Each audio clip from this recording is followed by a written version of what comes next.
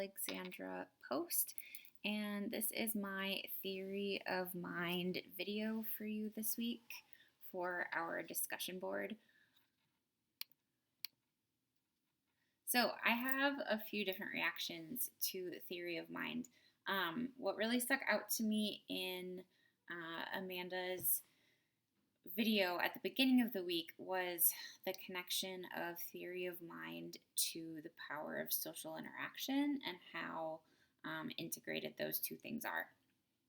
Another reaction I had is just how important of an aspect theory of mind is with social emotional skills and executive functions. And a misconception that I had was at first when I was reading some of the articles on the margins of my article, I wrote empathy as a connection to some of the things with theory of mind. But Uta Frith says that empathy is actually separate from theory of mind, and so that was a good misconception to clear up.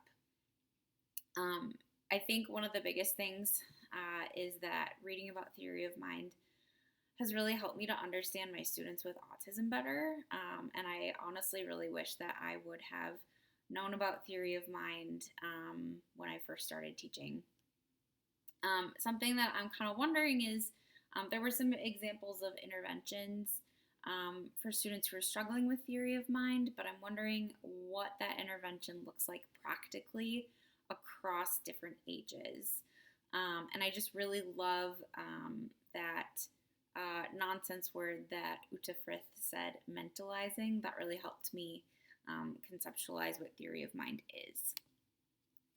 So why should educators care about theory of mind? Well, I think the most important reason is that educators care about the whole child.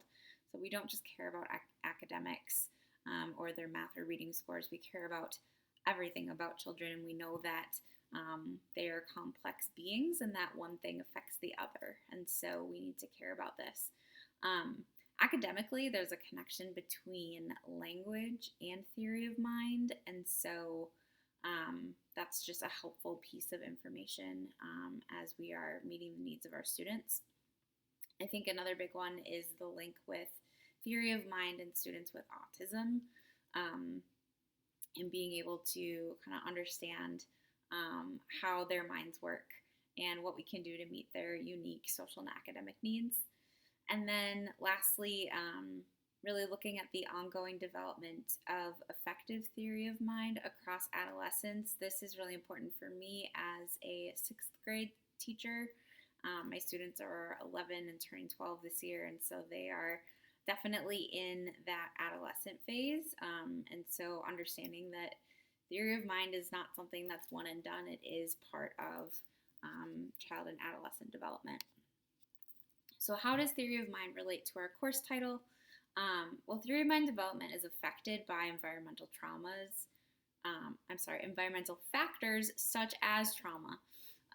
And studies show that children who are maltreated, so you can think about those ACEs, do struggle with perspective-taking skills and false belief tasks, both of which are part of theory of mind. So I teach 6th grade, and so I have a couple examples that came to mind from the last couple of weeks. An example of a student's theory of mind and their particular unique wants is a student who wants attention from peers, and he will accidentally tip over his desk to get that attention.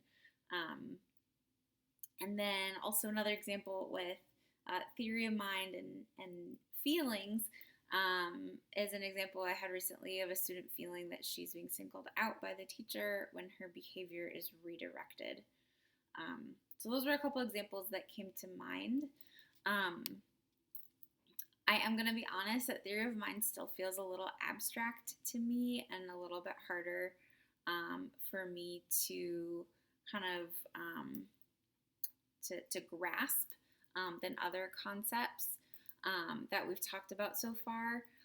Something else I noticed is that there were a lot more examples for young children, and so I'm really curious about more early adolescent examples, so I'm excited to hear from you if you have any of those as well. And then my last kind of final thought is that adults, we could be working on our theory of mind as well. Um, I'm just noticing as I was reading that this is something that adults seem to struggle with, not just children. So thanks for watching, and I hope you all have a great week. Thanks.